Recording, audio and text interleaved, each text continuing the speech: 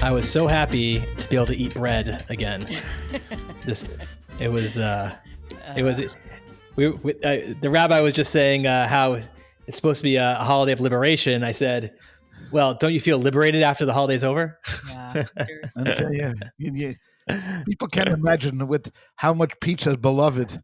Mhm. Only after 8 days of Pesach, then a slice of That's pizza right. becomes like gold. Oh, absolutely. I don't hear any of you complaining, okay? You No, we're don't not know- complaining. It's not complaining, but We're just talking. you know how hard women work over this holiday? It's really... Oh, wah. No, Oh, it's like, oh, yeah.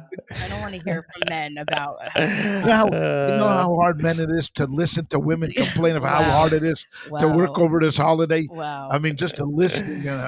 No, I am here to represent my Jewish sisters and say that this is really a hard week for them. So shout out to all of you who put together a beautiful holiday for your families. I'm sure some men also cook, but amen. Absolutely. Okay, we Absolutely. say amen to that. Amen. Amen to the So we're back, and we've brought a friend I know with us today. We are This is our producer, Dan Poschel, who is also our resident Christian theologian. The podcast boy speaks. Yes, the podcast boy. And the reason he is joining us today is because we're going to do our third installation of the edJEWcation book club.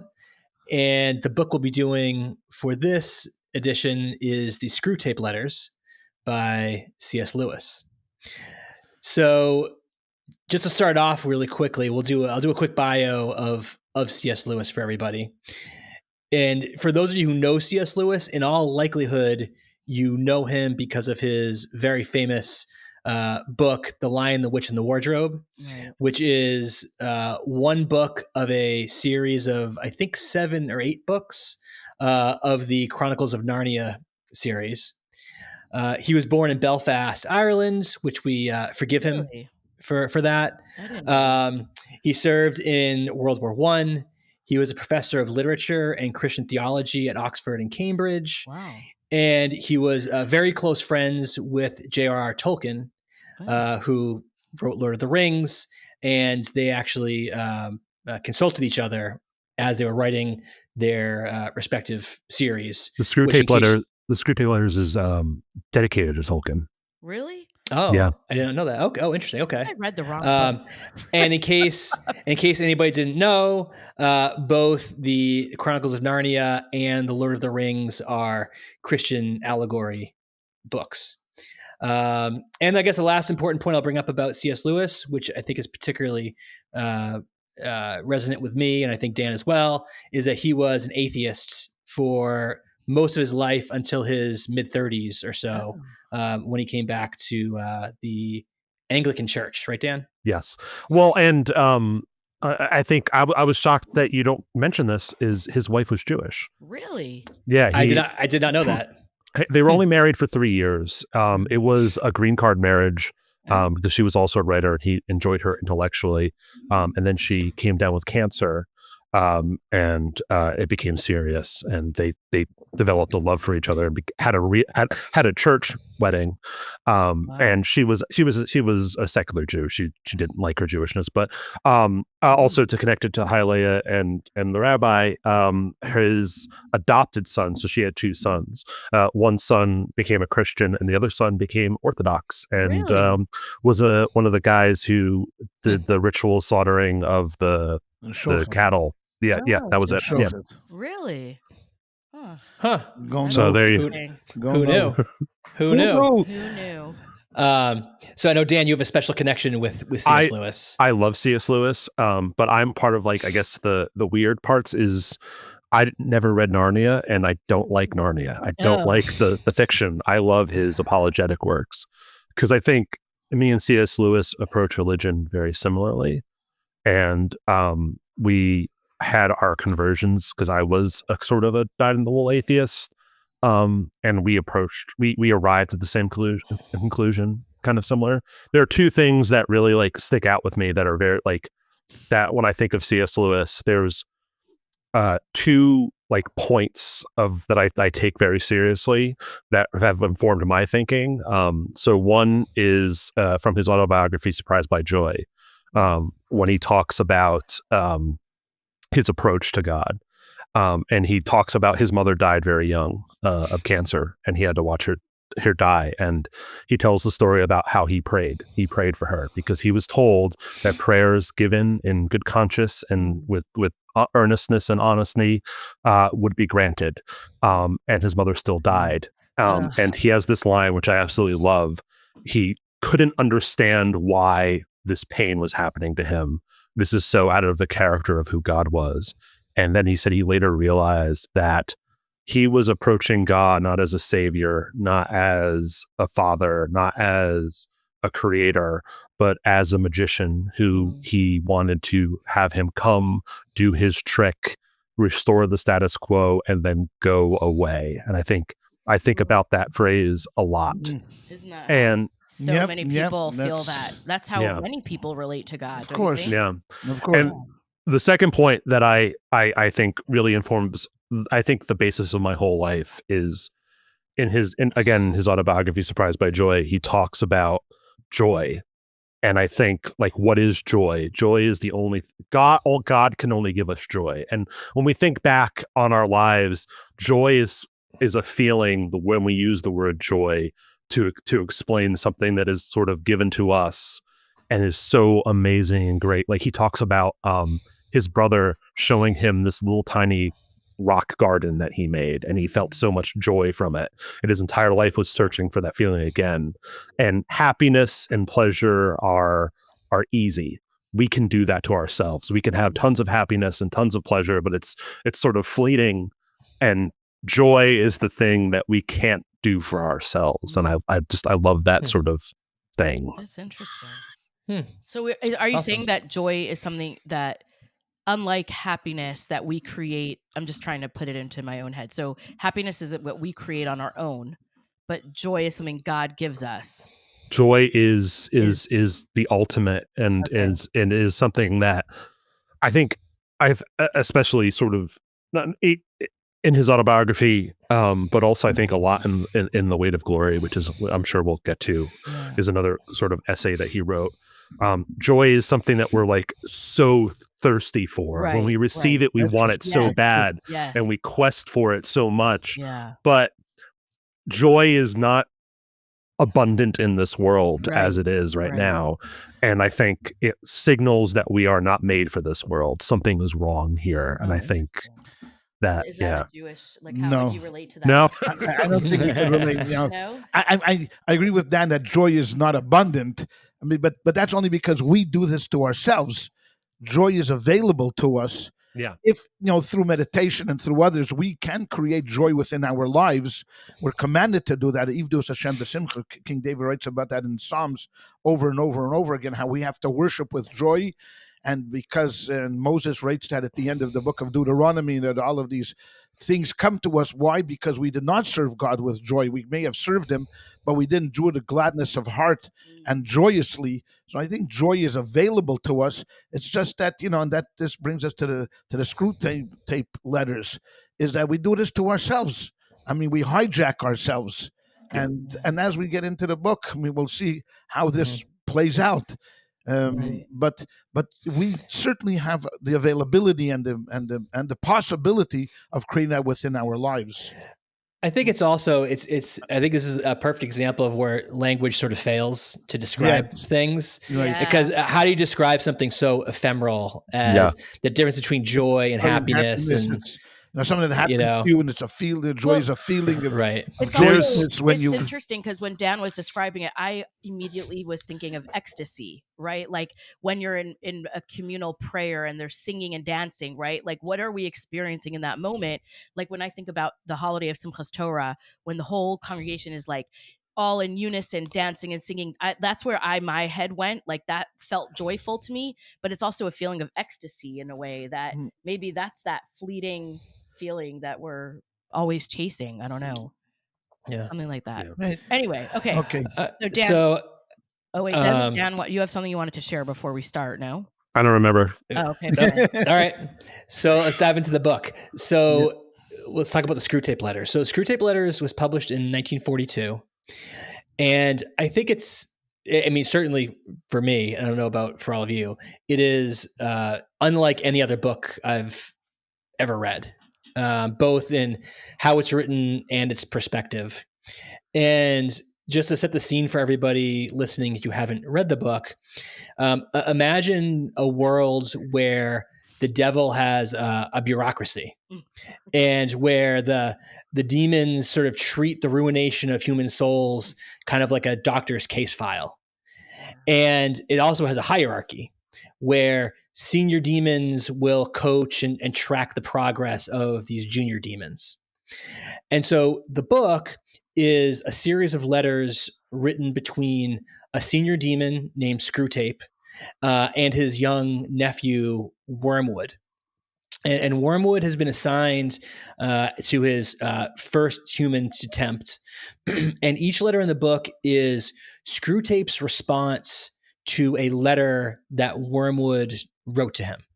And so you never actually see Wormwood's letters. Right. You only see Screwtape's response to Wormwood. And so it's such a fascinating book because most of the time when we read about how to live your life, it's about what God wants from us and how God wants us to treat other people and save our soul and those types of things. But this book flips that on its head, and it's about what the devil wants to convince us to do in order to corrupt us. Is that a fair summary of? I would call it's the ultimate curveball.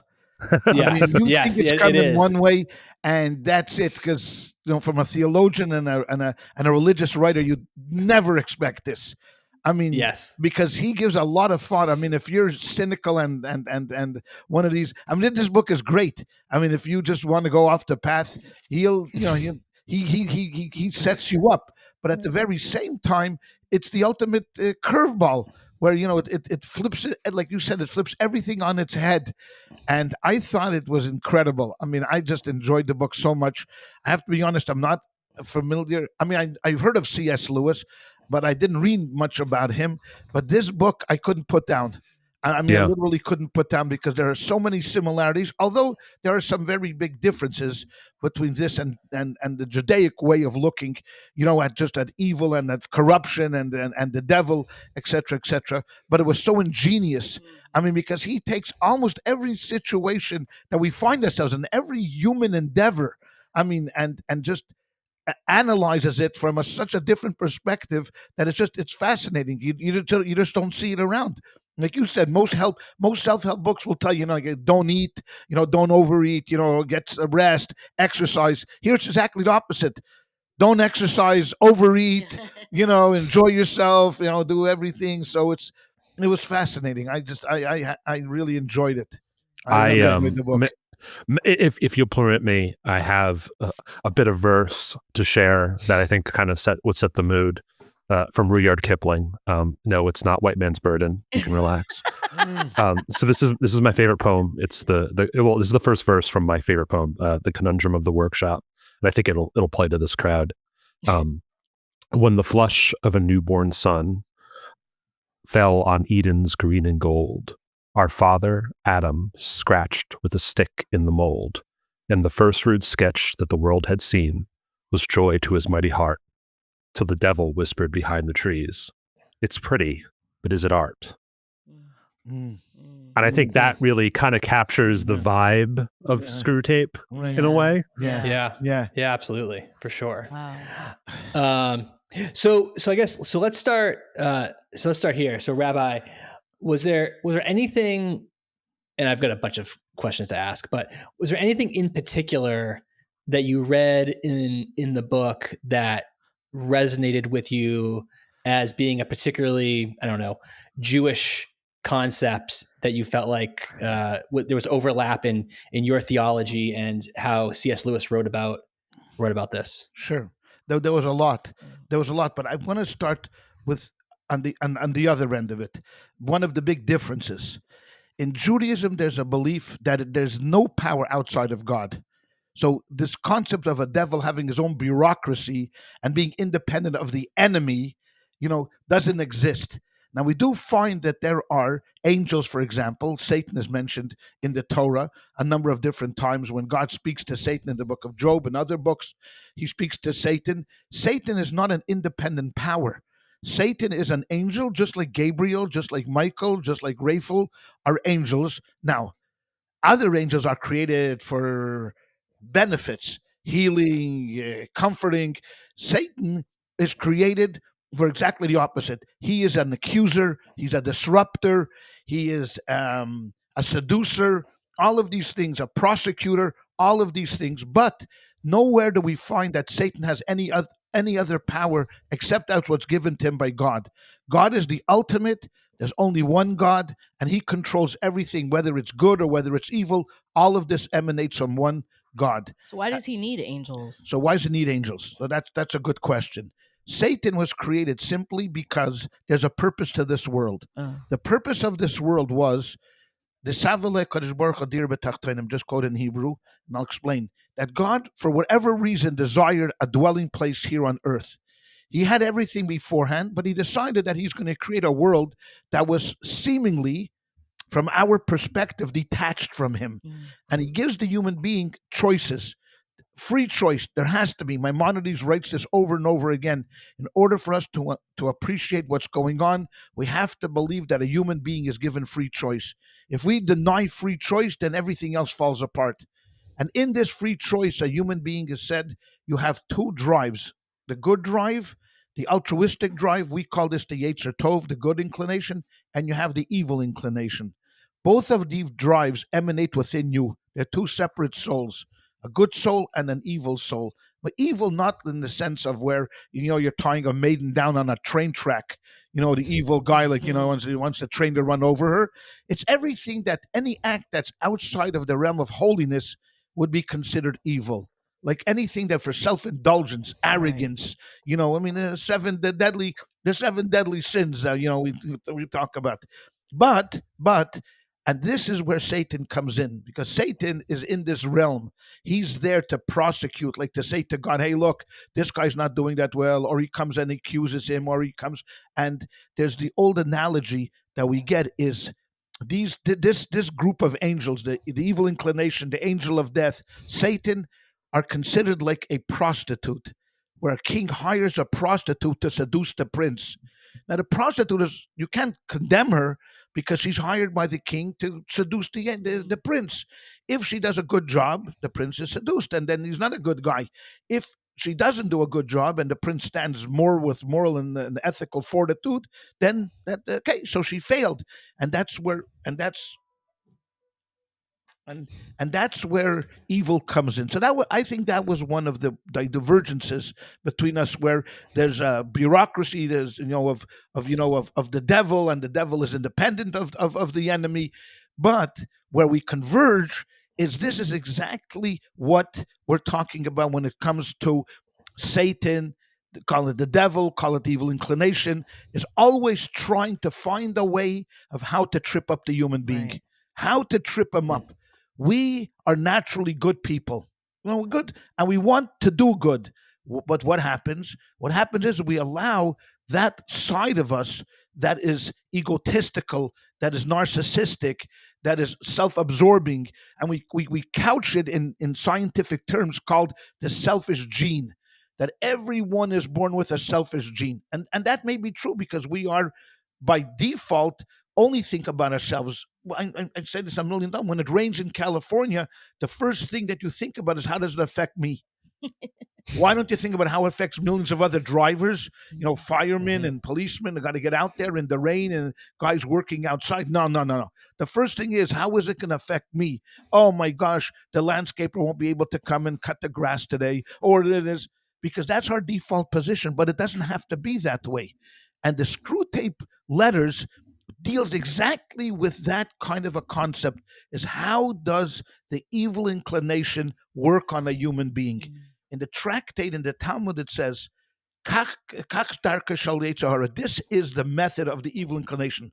Today he tells you one thing, tomorrow he tells you something else, then he'll tell you a third thing, until he gets you to worship an idol. And That's what I found so interesting in the Screwtape, because you can relate so very much. Everybody can relate to this book. I mean, there's nobody in the world that can't relate to what's going on, with Wormworth and him trying to get you, whether it's through the wife or whether it's through the friends or whether it's through prayer. Somehow, somewhere, he's going to try to get you like a mosquito. And that's really what they're looking for. So if you're protected by faith, if you're really protected, and that was a thing what he was really trying to say, is if you're protected, take the analogy of a mosquito, because the rabbis love to use that. The entire purpose of a mosquito is to bite you.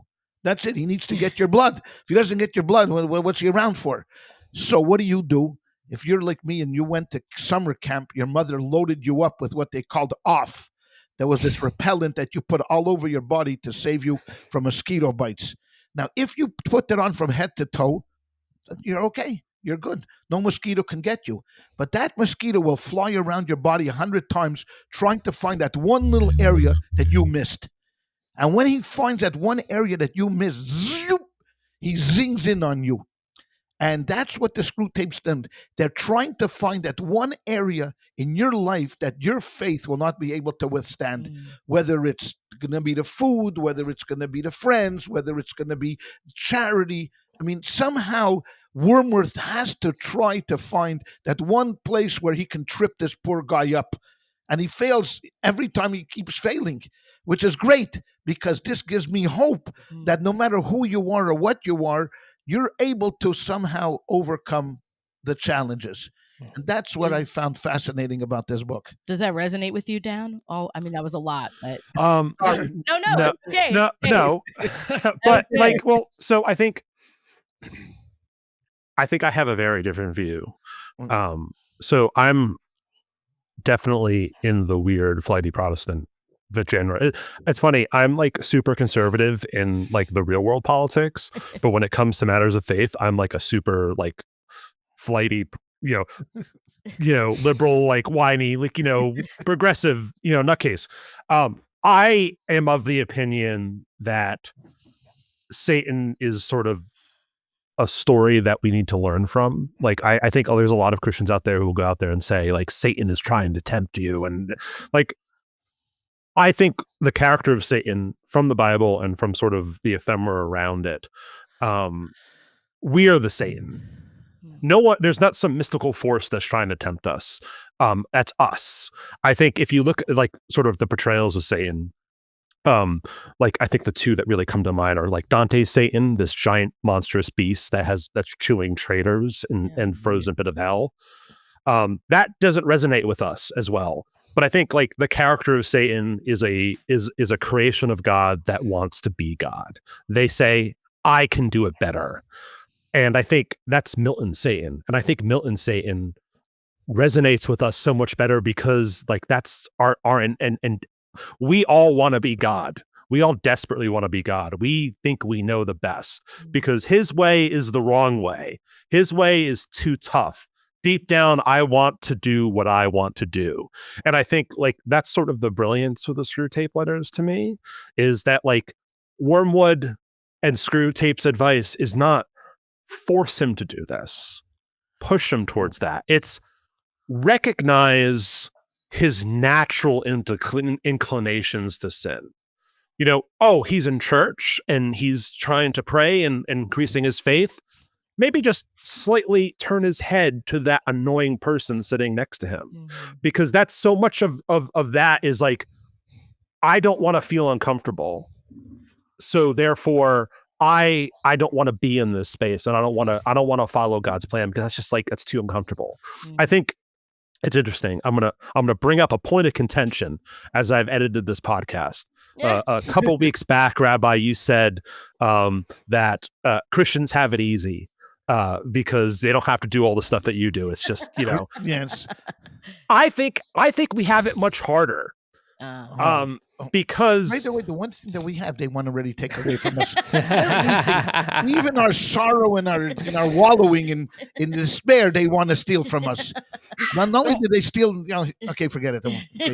Well, so Go ahead, Dan. I'm sorry. My God commands me. Jesus commands us to love my neighbor as I love myself. Okay. And practice radical forgiveness. Right. Because I am just as sinful and evil as the person who I absolutely despise. So I need to be above that. That's what we're working towards, is to sort of move above that, to recognize that we're all humans, we're all sinful. If Jesus would come down again today and preach the kingdom of heaven, I would be the one calling to crucify him. I am almost positive of that, because I know that's my human nature. We took a bite of the apple and we lost God's innocence. I don't want to live God's way. And that commandment to love your enemy as you love yourself is like really, really hard. And I really, really struggle with that. Like, I mean, like the classic one is Hitler, but like, so I'll tell you a story. I don't want to do the Hitler and Sinwar stuff, but there's a woman who wrote an autobiography. I'll relate it to the Holocaust, so everyone calm down. Thank you. I feel more comfortable. So there's this woman, I forgot her name, but her family hid Jews during World War II. And they were discovered. The Jews got away, but her and her family were captured and sent to a concentration camp. They survived.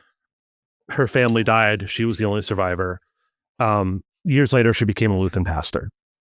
And she was giving a sermon in Germany on the Beatitudes, which is sort of the chief of Sermon on the Mount, which is very much about forgiveness and acknowledging that the last shall be first. It's a very, like, the Beatitudes and the Sermon on the Mount is really difficult for us humans to deal with. And as she gives the sermon, she looks down and she sees in the crowd a man who was a guard in the camp where she was. And after the sermon, he recognized her. She recognized him. She didn't want to talk to him, but he came up to her and she said, "Listen, I understand that I have wronged you. And I know I have wrestled with this, that God loves me, even though I have done evil things. And I know God forgives me. But do you forgive me?" And she writes in this beautiful, I'm not going to do it justice, but she writes in this beautiful thing where she didn't want to. She desperately didn't want to. She hated this person. And she thought about it. She just preached about the Beatitude. She just preached Jesus's words about ultimate and radical forgiveness. And she forgave him. And she shook his hand. And what she related was joy.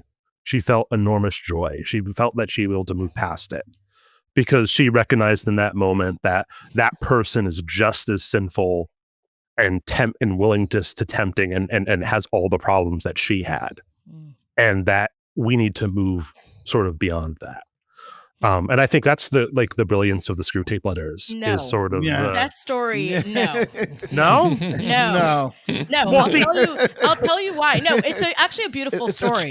It is a beautiful story, but my problem with it is, and then you can respond. But like, my problem with it is that she doesn't have a right to forgive him. Like, for her own, like what's done to her, yes, but what he did to hundreds of other people, she doesn't have that right. And they're not the same. I'm sorry, like I don't. When you say they have the same inclination, like the same, no, like I don't think they're the same. I think there are worse people and there are better people, and like I get what you're saying, that there's a basic human instinct that we can all end up being that guard at some point. True, but many people don't. And then isn't there something about personal responsibility, of course, and free choice here? So I don't know. I'm not trying to rain on your parade. I like that. No, it's fine. No, it's fine. It's like, no, listen, it's a beautiful. What you're saying is something that I have to wrestle with every single day. Right. Like, this is why, like, I always say, like, there's this view of Christianity as this, like, everything is great and, you'll be forgiven. It's like, no, it's not. It's a two-way street. Right. It's now, like, you don't have to like the person. You don't have to, spread, you don't have to invite them to your house to sleep over. Right. But like, I think there's something very important that when God became human, and contested. I know I'm in the wrong crowd for this, but when God became human and chose to live amongst us, he chose the poorest and the wretched and the traitors. Right? I think of like Matthew the tax collector, like someone who abjectly sent people to work camps to die, his own people, in exchange for money, right?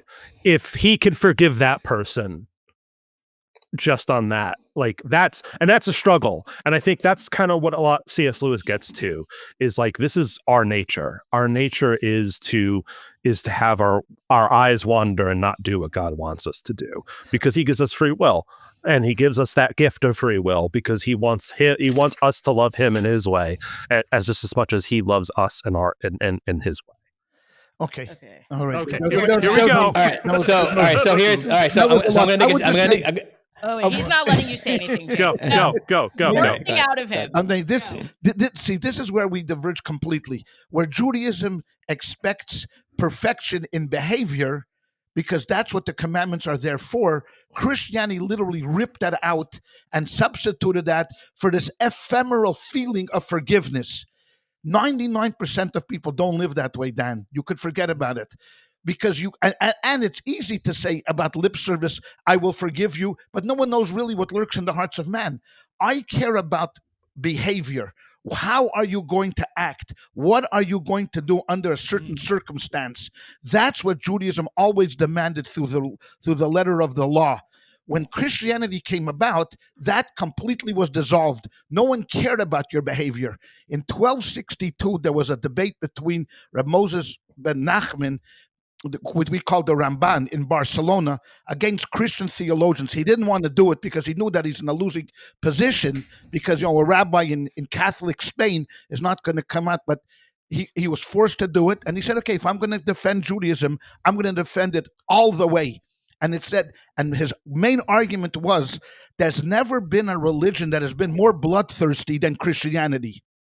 And when you come and say, not you, Dan, I'm not talking about you personally, but I'm not Spanish, nor am I a Christian theologian. And when Christianity comes and says forgiveness and forgive your people, there's been less forgiveness in Christianity than any other religion in the world. So how can you look at me, he says to them, how can you look at me and tell me that this is a religion of God when you do exactly the opposite of what you purport to do? Where Judaism demands behavioral, I don't care whether you like me or not. That's not what I'm up. I want you to love me, but I don't want you to hurt me. And how you're not going to hurt me is how I'm going to control your behavior. So there is where Judaism completely differs. So when it comes to the laws of food, for example, you know what? So we're restricted from A, B, C, and D. When it comes to marital relationships, we're restricted from A, B, C, and D. All of these things are there to control human behavior, because that is what separates a human from a beast. And when you don't have that, then everything falls apart. You brought the Holocaust up, and this is the greatest proof, because the Nazis were not beasts. The Nazis were sophisticated, educated, talented, scientists, school teachers, lawyers. They felt no compunction about burning 1.5 million babies. Why? How does that come into play? How are these sophisticated people with all of their white picket fences and all of them going, some of them going to church and believing? Because why? Because the basic concept of behavioral constraint did not exist. Goodbye. So they felt no compunction about killing 50 million people, and that was that. So there's kind of where we would kind of differentiate between, and the Screwtape tells me the same thing, exactly what we're talking about. There is, what he's trying to do is to get him, Wormworth is trying to get this poor guy to act on some of his natural inclinations. Like you mentioned perfectly about prayer, that when you're in temple and you're praying, where your head should be is in prayer. But all you need is like a loud sound, someone dropping a cup, someone, whispering in your ear, and you're gone. And that's the challenge of humanity. The challenge of humanity is to stay focused on the prize. Keep your nose to the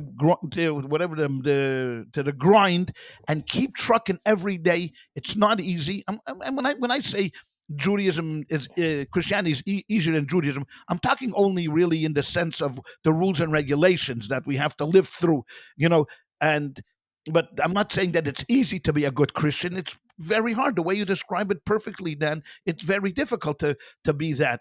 But that's kind of where I find the differences of the thing. But this, to me, Screwtape was just talked perfectly about this challenge, this enormous challenge, of human beings doing the right thing, and why we have to constantly remind ourselves over and over and over again that we have the ability to be good. We have the ability to be good. Just keep doing the right thing, and then maybe you'll get there. Okay, so I'm going to jump in and come back to the book, because there's a couple of specific conversations I want to start with some sections here. So I'm just going to read this section here, and also for the listeners, you have to have your mind in the right spot. And where it says he, it's talking about God, and when he says we, it's the devils. So it's a little bit of a different way to listen to this. So basically, this is the part where Screwtape is talking about getting his victim to do small things wrong. And he says, I'm sorry, this is a different section. This is actually, sorry. I've been flipping back and forth based on the conversation that you guys were having. So this is actually different. So let me read this. He really does want to fill the universe with a lot of loathsome little replicas of himself. Creatures whose life, on its miniature scale, will be qualitatively like his own, not because he has absorbed them, but because he wills freely conform to, but because their wills freely conform to his. He wants cattle who can finally become food. He wants servants who can finally become sons. He wants to suck in. We want to suck in. He wants to give out. We are empty and would be filled. His is full and overflows. Our war aim is a world in which our Father below has drawn all other beings into himself. The enemy wants a world full of beings united to him, but still distinct. And I thought that was an interesting idea of how to frame up free will. That he doesn't want to absorb, God doesn't want to absorb us into him. He wants us to replicate his actions, but still be different from him and be our own distinct entities. So Rabbi, I think, could you talk a little bit about the concept of free will in Judaism and what its importance is in the religion? Without free will, as I mentioned before, it's over. There's no angels, for example, have no free will. They're created to perform a specific task, and they do it. Thank you very much. Have a wonderful day. Even though there may be, in the Kabbalistic world, there may be this idea that they do have some sense of free will because they're not God themselves. They're only angels. But within a human being, there's no question about it that we have the possibility of going down two paths. There are always two paths in front of us. I will call one the egotistical path, and that path, if you take the egotistical path, that will lead you to idolatry. When I mentioned before in the Talmud about the evil inclination seducing us, and today he tells us one thing and then tomorrow the second thing, it's a series of degradations. Like, for example, we in Judaism are commanded to tithe. What's tithing? 10%. Okay. So if a person makes $100,000, whether it's gross or net, that you can ask your local rabbi, whichever you want. Let's say, so you're responsible to give $10,000 to charity. That's a lot of money. So a person is going to say, okay, you know what? I'm a good guy. I want to do what the right thing is. I'm going to give $10,000. The next year, the angel comes, this evil inclination comes and says to him, the devil, Satan, whatever you want to call him, your ego, and says, you know what? That's a lot of money, $10,000. Inflation is high, things are. What if you give $7,500? That's still a very good donation. No one in the temple is going to accuse you of being a cheapskate. $7,500, so you give $75. The next year, inflation keeps going up, and the prices keep going up. So he said, how about you give $5,000? Okay, $5,000 is still a nice donation. And that's the way he gets into your heart. And slowly but surely from the 5, 36, 25, 18, 1,500, and you're down to $36. Okay. Now, what happens? What happened over here? What happened here is that the evil inclination was able to get into under your skin, into your psyche, into your head, And you had two paths that you can do. You can give the 10,000 or not give the 10,000. But he got into your head that you're still a good guy. You're still a wonderful person. You're not a bad person. He's not turning you into a devil where you're going to, drown baby kittens. You're still a good guy. That's what we call idolatry. Dan had mentioned that before, and he alluded to it. And I think that's where we share some commonality, that we turn ourselves into a godly figure. We turn ourselves into the idol, that we start worshiping ourselves. And this is, you don't need a greater example than the United States of America to this. Because when you're poor and you're miserable in Europe, where everybody was poor and miserable, you're not convinced. But here, when you have titans of industry and you have guys like Elon Musk, then you think, listen, these are godlike figures. These are godly figures. And if you follow that path, that's where you're going to end up going. And that's where free choice comes in. God will take you to a certain place. He'll give you great teachers. He'll give you good opportunities. He'll sit you next to Dan on a plane. Dan can preach to you for the next 4 hours when you're flying all over the place. He'll sit you next to wonderful, wonderful people. But what he will not do, what God absolutely refuses to do, is to make you do it. Because that's out of his purview. That's something that you need to make the decision. And that's where in the morning, we talk about often in our congregation, is when you look in the mirror, that's the moment that you have to make the decision for the day.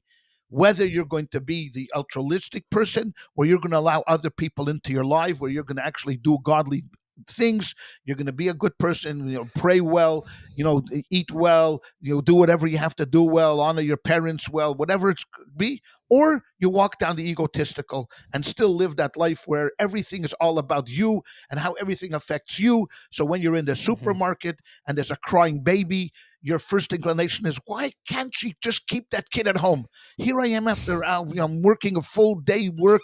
Everyone's beating me up. I come shopping at 6 o'clock in the evening, and there's this woman with this baby, and it's screeching and it's bumping everybody in its aisle. Why can't the woman keep the kid at home? Instead of thinking, hey, maybe she's a single mother, and maybe she just picked up her kid at daycare, and maybe the kid is not well, and maybe you cut her a little slack. Why don't you think about that for just a moment, instead of the steam coming out of your ears, and just condemning her all the way. So when you wake up in the morning and you look into that mirror, that's when you make that decision where you go on the path that day. You can walk down the altruistic way, or you can walk down the egotistical way. We preach, and we hope, we pray that you choose the altruistic, that, allow other people to exist in the world besides you. And if you don't, know that you're going to end up worshiping yourself. You become the idol. The idol is not a piece of metal or a piece of wood put on a table where you worship it. It's you. And if you look in the book of in the Torah, there is a mitzvah, and I'll finish in a moment. There's a mitzvah called challah.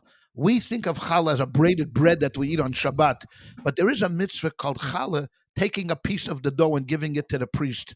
Then the days of the temple. Today we don't have the priesthood, we don't have the temple, so we burn that piece.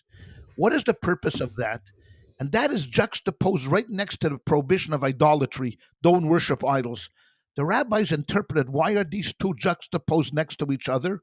Because when the farmer decides that after a year of hard work, he put in blood, sweat, tears, it takes a momentous amount of effort into creating a bread. I mean, not like today with these mechanized machines. It's still hard. It's still hard, but back in the days, imagine what a farmer had to go through. He finally gets himself a little loaf of bread. Who's at the door? This Cohen, this priest that didn't work all year. I mean, he worked maybe 4 weeks a year, and he has his hand out. He wants a piece of the... So what does the farmer do?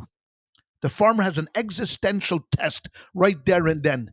What is it? He gives it to him because it's God's will, or he says to himself, forget you. You haven't worked the whole year. You know what I did to this? I put my heart, my blood, sweat, and tears, and now you expect me to share this with you? So the juxtaposition of the idolatry and the challah comes, don't fall into that... Don't become that idol. Don't allow yourself to become the blessing that came from God to allow you to reap and to flourish and to get that bread came from the Almighty. That's where the blessing came. You put the work in, yes, I understand, but ultimately it's God's will that you should get that bread, and share it. So I think that's where free choice comes in and Dan, free will comes in. Dan, is that the Christian view of free will? Does that align with how you think of free will? Well, first off, I don't want to say the Christian view because you get three Christians in a room, you'll have three different views. Right, I know. Same thing with Judaism. Same thing with Judaism. Speaking for myself, I think we are granted free will because without free will, there is no love, right? I think that's the name of the game, is that we need to, God loves us so much. That's why we were created, because he loves us so much. And he wants us to love him in the same way in return. And without free will, because, if there's no free will, then there is no love. If you're told me to love, if God comes down and cures all your ills and gives you everything you want, then there is no love there. That's a one-sided relationship. That's not the right way. And that's not the goal. That's not the way to joy. Right. I think where we kind of, maybe I didn't represent myself in the previous conversation best, is I think actions do matter. But I think we have to change our hearts first for the actions to follow up. And that change in heart could happen at any time. I'm gonna talk about the big guy right now. So just bear with me. Okay. We just passed Easter and Good Friday. And two things happened during the crucifixion that I like to pick stories around the time and meditate on them and think about what they mean. For the crucifixion for Good Friday, I thought about this year, when he's up there after receiving the most abominable torture, what's one of the sayings that he is said to have said? Forgive them, Father, for they know not what they do. Mm-hmm. Right? He has received the worst of it, and he still forgave these people because they're sick. They're sick with their own, they want to be their own gods, and they want to impose on this world that they're willing to crucify the man here to save them. But then also, more importantly, when it comes down to free will and actions, everyone typically forgets this when they think of Jesus on the cross, but he's crucified with two other people. And those two other people are murderers and bandits, and they totally deserve it. They deserve to be up there. And it's I forgot the name of the guy who tells the story this way, and I love the way he tells the story, is when they're up there, one of the criminals goes and be like, all right, God boy, you're so powerful. Why don't you bring us down here right away? If you bring us down here, I will worship you to the end of my day. And then the other one goes and says, listen, you idiot, shut up. He's the Son of God. We deserve what we got. He doesn't deserve it. And then Jesus responds to him. He goes, pray for me so that, pray to your Father for me, for my soul, my recognition. That's all I ask. And he says, surely you will be in heaven this day. Now, he made that of his own free will. He said, I'm going to love God in his last moments. Does that mean he's still not the murderer and the thief and the vile person that he was? No, he still is, and he still deserved what he got. Mm-hmm. But had that guy get down there at that moment after receiving that forgiveness, would he probably gotten baptized? Would he probably been a better person? Would he have, given what would he have been? Was his heart changed? Right? That's the goal. We want to change our hearts, and free will allows us to change our hearts, and that's kind of where the beauty is. Right. Here's we agree to disagree because changing of hearts is a beautiful concept. It's wonderful. We want that too. It's wonderful. Everybody would wish that everybody would be at one big kumbaya, that everybody could get together in the world. But it's to us, I think it's far-fetched. And then when you say to a kid in the classroom, okay, look, I want you to be here because I want you to appreciate education. I want you to know that you are here because I'm going to teach you something that's very, very important: reading, writing, and arithmetic. Now, you're talking to little children, okay? And you're trying to imbue in them the importance of education. It would be fantastic and wonderful if the kid would sit there in first grade and just love to learn. But what if a kid doesn't love to learn and he misbehaves? So what do you do to him? Are you going to say to him, listen, first you have to figure out what the importance of education, then you'll come back to school? No, you say, sit there and be quiet and learn and listen, eventually you'll appreciate what I'm gonna do to you, what I'm doing to you right now. Right now, you don't appreciate what this is important to you, but eventually it will come to you. So yes, I would love if the world would feel this unbelievable compassion towards everybody with a pure heart, and everybody would love each other. But to us, in our experience, it doesn't work that way. So I have to make sure that in order for us to be able to exist in a world where there are differences, then I have to control and say to you, first and foremost, you have to be a good person. Make good decisions. Your heart, your love could come later on. But right now, when you're hit by an elderly person, and then the guy, what do you call that, rear ends you, you have a choice what to do. You could come out there screaming and flaying and cursing, or you could have a little compassion. Now, I don't care what goes on in your heart. You may feel in your heart a tremendous rage, and when you come out of that car, what comes out of your mouth must be compassion, because that's what free choice is. Christians also believe that. I'm sure they do. But I mean, I would argue that those decisions come from a changed heart. You know, that's that you're willing to make those decisions come from that changed heart. Fair. That's fair. But that's what I'm looking. I'm looking at the person who does the right thing. Later on, I hope and I pray he does it for the right purpose as well. But right now, I don't care. You be a good person because you're afraid of the government, fine. I don't care. If you don't kill me because you're afraid to sit in prison, great. I mean, if that's going to be your motivating factor, because your actions mean more to me than what goes on in your heart, because that's how we get along in society. Yeah. Don't cheat me. Don't cheat me because you're a good guy. Or don't cheat me because... I think Dan would agree. I just want to make one point that, like, I know for myself, I often don't want to do something. I'm like we just had Passover, and it was really it was hard, and in my head I was like, you know what, this year I'm just not going to do all of these things that I usually do. Right. So then I try to avoid it. But once I start doing it, for whatever reason, whether it was because my family was doing it or whatever, all of a sudden, once I'm in the motion of doing it, I actually start to enjoy it, and I'm not so angry, there is something about the actionable things. And I mean, Dan, he's the same, right? Like, you go to church, you're so devout about being there and being part of the community. I think we're all kind of saying the same thing. It's just a matter of what comes first. What comes first? Yeah. I think, chicken or the egg. Right. Yeah. Well, and I also think, I struggle with this so bad. And I think that's what I think, the great thing. I mean, the Screwtape Letters, the one thing I really think is the most genius bit of it is the writing. Yeah. Because when someone has wronged me, or even put this way, I find $100 on the ground, $100 bill. Now, do I need that $100 bill? No, I work. I have a house. I'm comfortable. I should give that $100 bill to someone who needs it more. I found it. It was this thing.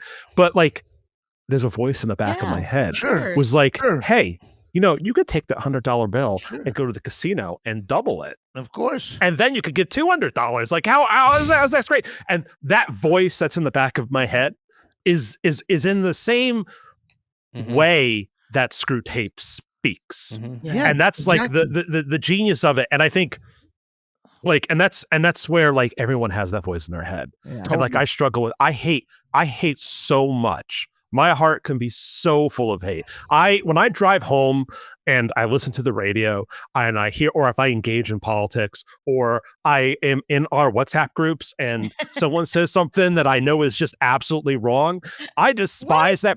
I am so consumed with rage and hatred, but I have to stop myself and remember that person is just like me. Right. They are God's image, just like I love that. I get really flighty with this. Again, super nonsense.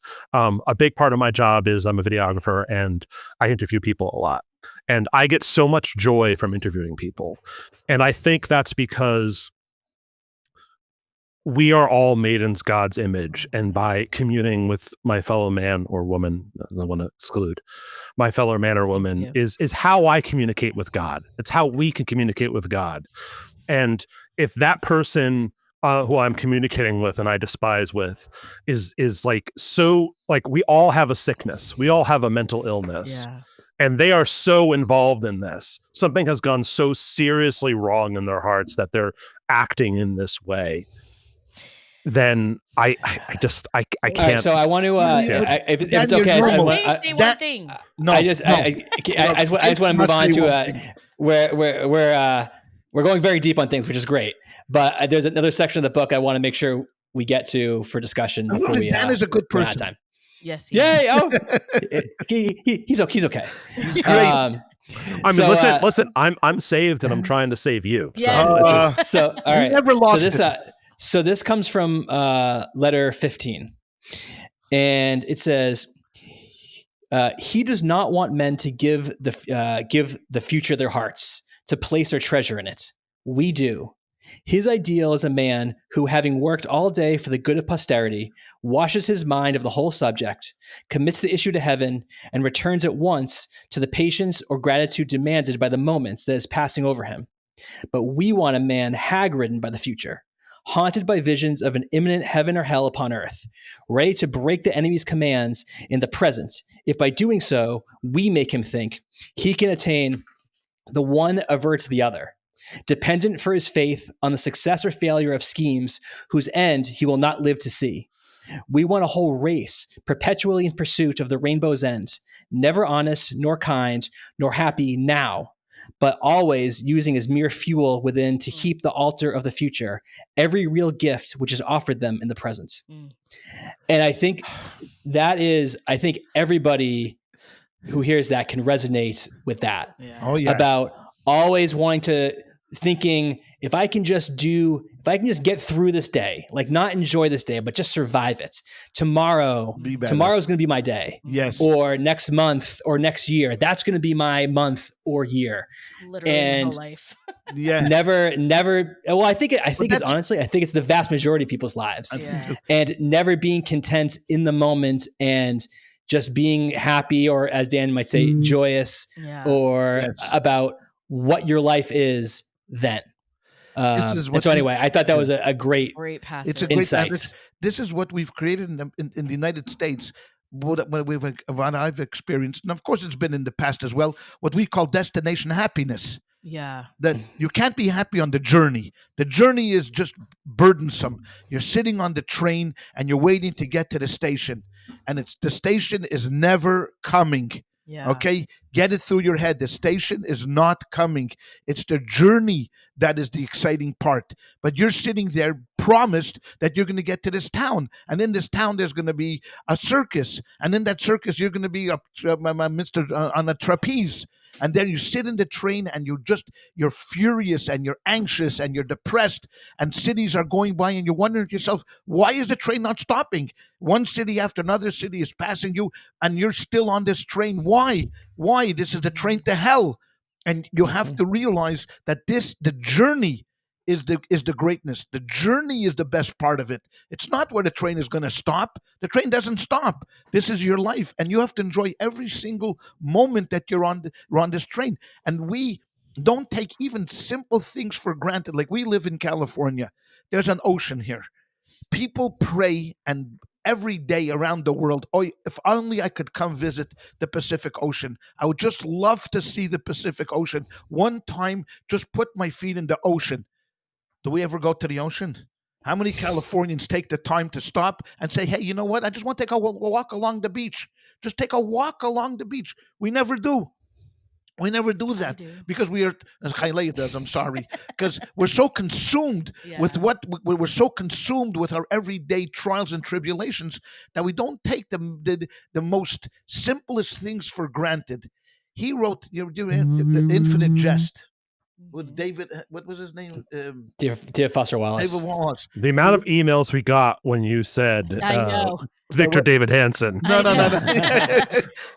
David Wallace is the analogy he gives is the two fish are swimming along, two young fish are swimming along, and the older fish is swimming by, and he says to them, hey boys, how's the water?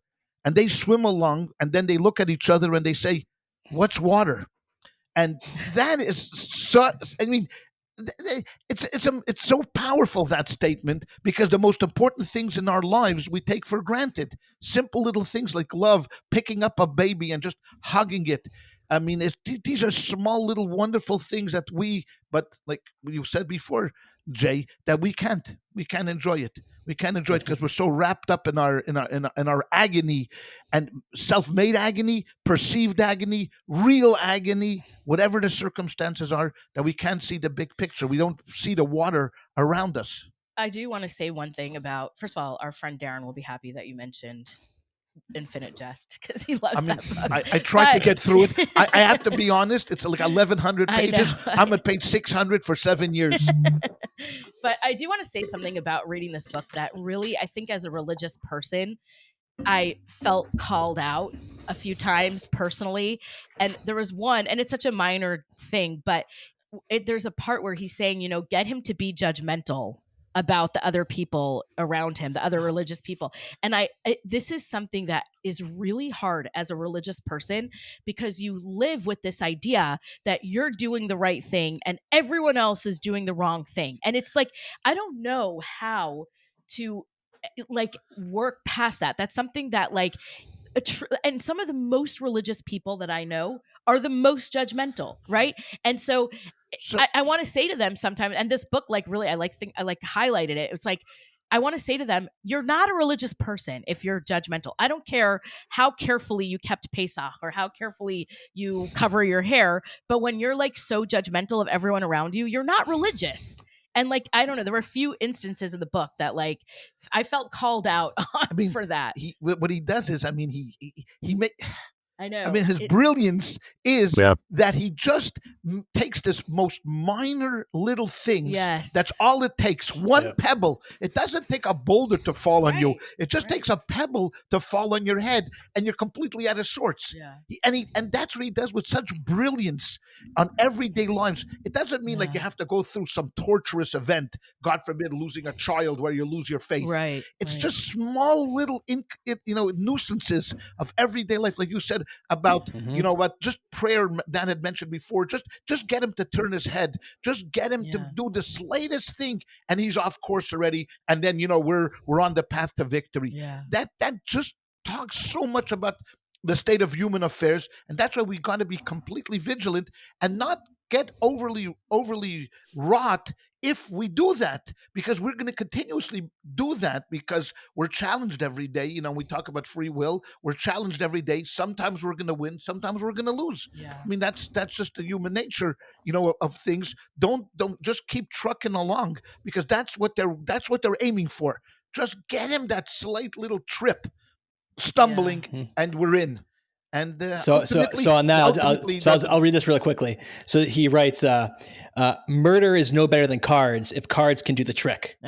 Indeed, the safest road to hell is the gradual one. The gentle slope, soft underfoot, without sudden turnings, without milestones, without signposts. That's it. I also think a lot of and we're way past time, but the big theme in here too that we didn't talk about is how Screwtape wants them, keep them grounded in the real world. Yes. Focus on the world around them. Focus on we never swear here. Focus on their own SHIT. Right. Because that's the most important thing. Yeah. And I think, again, that's what it comes down to, is the world around us is so important. And it's we forget, what you said before, is there's a lot of really screwed up stuff. There's a lot of terror. There's a lot of horror. There's a lot of really evil things in this world. And all of them are because of us. But it's still pretty freaking great to be alive. Absolutely. It's a gift. Absolutely. So, that is a good point. Wait, I have a question, Dan. Sorry, this is a little bit off the rails, but in Christianity, is there a concept of fear of God? Because I hear a lot about love. Right. Everything is about love and love and love and love God. But is there a concept of the fear of God? Again, not speaking for all of for 2 billion of us. Yeah. But for me, there's an awe. There's an awesomeness. There's that's probably not a word. I call him Father. Right. There's a familiarity there, and I think chief amongst like my religious practice is about forming a relationship with God. And I think, and you'll be happy to hear this, I think like the ultimate model for that is David. I think David is like the perfect model for how to have a relationship with God. I mean, David was, I think when I confess every night, I think of David's psalm where he talks about stripping down naked before him and sort of that. When I pray, I talk about sort of wanting and I use David's language for that. And I think about David a lot. I think about David a lot more than other Jews. And I think about him every day or more or about the Roman Empire or more about no, maybe. But like like David, I mean David, depending on whatever interpretation you want, was a pretty bad dude too. There was some really bad stuff that he did. But I think like the character of David is like how I approach God is God. He wanted to have a relationship with God, and his relationship with God was of love, but also and of being loved and awe. But I don't think there was any fear there. Yeah. I think he always knew like, listen, I'm going to slip up and things are going to happen, but like, God is who he is, and he keeps his promises, and it'll all work out in the end, and that's kind of where I put my faith. So since this is the name of this is edJEWcation, I just want to say that what he mentioned about King David, the Talmud says anybody that claims that David sinned is mistaken. Now we can go into a whole discussion for an hour what exactly that means, but I thought I have to put this out there because it is edJEWcation. We're gonna have the alibi for the big guy, We will. We will get into that. We'll get into that. We will, because we're going to do an episode on that whole book. Right. Yeah. Well, okay. Jay, Awesome. Are you satisfied with the discussion? I think we could probably talk about the book for another hour. But, I think this was a good